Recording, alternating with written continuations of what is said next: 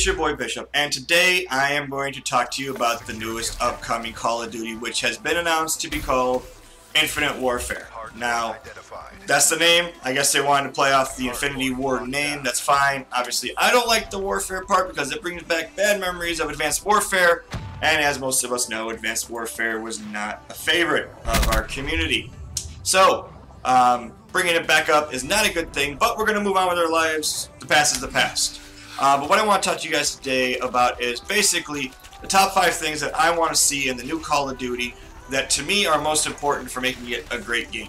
Now, I'm not going to sit here and talk to you guys about certain types of maps, how they should be designed. I'm not going to talk to you about certain types of guns that need to be in there. None of that kind of stuff. The things that I'm going to talk about are what I feel are most important, and you know, everybody's opinion ranges about what's most important in these games, but to me, if you want to make the game successful, these are the things that I feel need to be in the game and need to be there for not only sales purposes and to keep the fan base growing, but also to keep the people that you have, the old school traditional people who love Call of Duty, have been around for a long time and just love playing the games and are basically your fanboys like myself. So to get started, we're going to get into the list. I'm going to try and cover these things as in-depth as I can, but, you know, try not to ramble on. So let's get started. First and foremost, supply drops. Okay? They're going to be in the game. There's nothing we can do about that. Okay? Call of Duty is probably going to have supply drops until whenever. Okay? I don't see them going away. As long as supply drops are successful and making the money, they're going to be there, so we got to deal with them. But, little caveats to that. So 5A. No variants, first and foremost. That is the most important, most crucial thing that I could say is no variants, okay? If you put variants in this game like AW had, you're just going to ruin it like AW did, where I'm playing with a Bal and somebody has an Obsidian Steed, I'm getting melted by them, okay? You cannot do that. I know they've learned, but you still got to bring it up. You still got to remind people sometimes of that stuff. But 5B, if you're going to have the supply drops, make it so that we can finally get what we want, how we want it through supply drops, and not make people spend tons of money to get it. Now, I know the goal of supply drops is to make money, but if I want a certain thing, try and make it available to me to just purchase on the side. We've been talking about this for a long time. I know a lot of other people have been talking about it. If I want a certain camo, just let me buy it for $1. Come on, I mean, it's that easy to do, okay? But basically, they need to make it so that the supply drops have a better system of you getting the items that you want to get, rather than make it the most rare things in the world impossible to get. Now, I know money-wise, that's the right idea to do, but, you know, fan-base-wise, you know, that ticks off a lot of people. Gun balance. Okay? I think so far in Black Ops, they've done a great job tweaking the guns. Okay, the VMP seemed to take over Black Ops 3, but it looks like they're trying to do some work on the other SMGs. The COD is now a viable option. They kind of brought back the Weevil. Okay, I'm sorry, not the Weevil, the Vesper. They kind of brought that back. They gave it a little bit of a buff to help it out. But right now the VMP is still king, but it can be contested because the COD has a better range and stuff like that. You know, the M8 is a dominant weapon, but it's not so dominant that it can't be outgunned. The Man of War and the ICR are 2 great alternatives to the M8. The XR2 can be a great alternative too. You know, the ARs have been very, very solid in this game, and that's one of the things that a lot of people always talk about right away. You need to have gun balance. I know none of us want to see the Bal ASM domination thing happening again, okay? When it becomes 2 guns, it becomes boring because everybody's running the same damn thing all the time. But, you know, I mean, like I said, they've done a great job in Black Ops, so hopefully Infinity Ward takes something away from this and is able to get an idea of how the guns should be weighed out. I don't really want to get into ARs and shotguns and everything else like that because, you know, to me, shotguns are ridiculous in Black Ops. You can get mapped by an Argus. It's just ridiculous. So, you know, that's what it is. But as far as everything else goes, I don't know if they're going to do specialists or whatever, but, you know, like I said, for right now, just worry about the gun balancing things. Hit detection.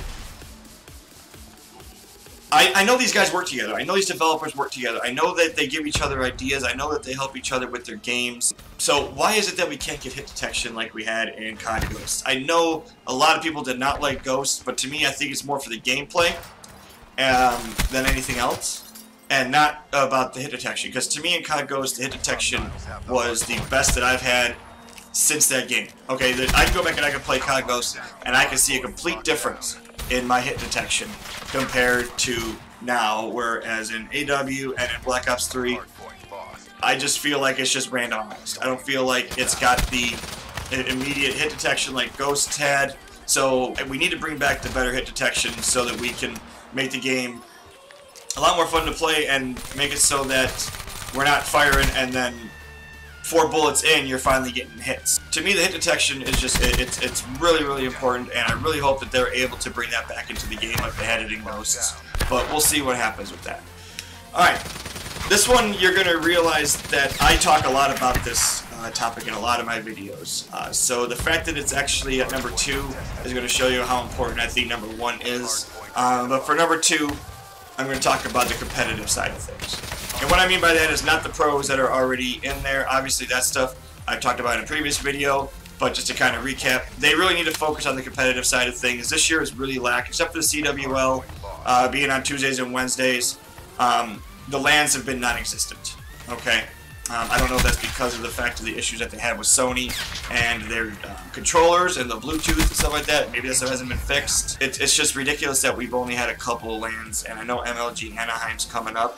But since then, I think South Carolina was the only one until Australia, and was there a Europe one? I forget. But still, the LANs have been ridiculous. Okay, but the fact that we've been without so many is not how competitive COD is supposed to be. So that to me should be one of their main focuses. But also, we have these things like arena mode now.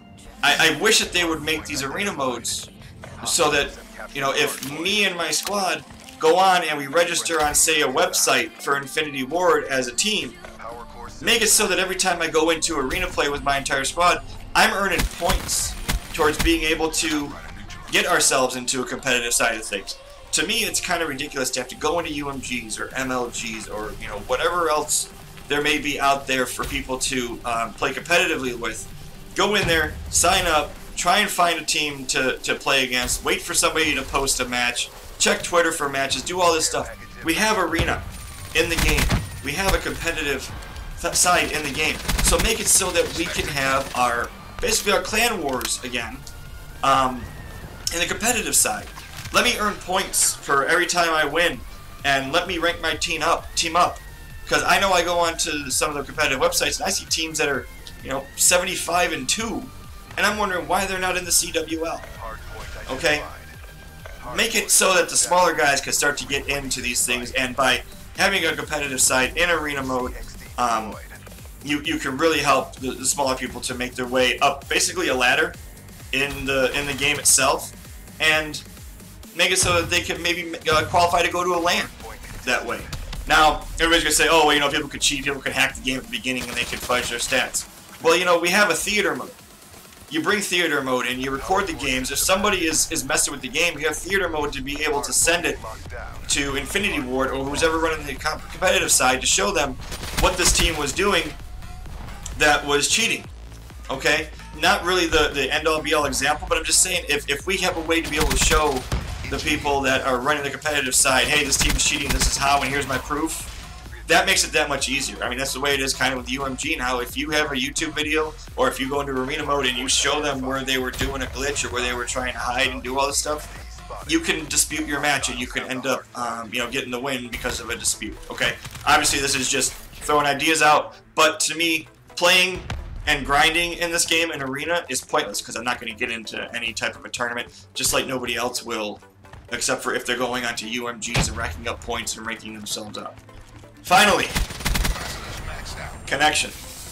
It's king. It always is king. Okay? These companies make tons of money. Lots and lots of money. And to me, I just feel like they can do more to keep a quality connection going on. Now, I'm not a techie person, but, you know, to me, if we have dedicated servers, why can't we have more? Not just in the US, but across the world. Okay? And obviously I don't know how much that stuff costs, but these companies make so much money off of supply drops and game sales that I don't see why they wouldn't be able to say, okay, let's put a new dedicated server here to help the connections, because there are people with weaker connections. I have super fast internet, but somebody with a weaker connection can affect my gameplay still, and we're this far into, you know, the Call of Duty lifespan that this is still an issue. If you want to really make the games fun and enjoyable for people, the connection needs to be your #1 priority. the connection, it affects everything, okay? Not only does it affect your gameplay, but it goes back to number 3. Hit detection is affected by your connection. Everything is all into your connection speed. So, you know, that's just kind of just my thoughts on some things that I'd like to see them do, some things I'd like to see them improve. So, let me know what you guys think. Leave a comment, leave a like, subscribe for more content. I can't wait for the new one to come out. I'll talk to you guys later. Have a good one. Peace.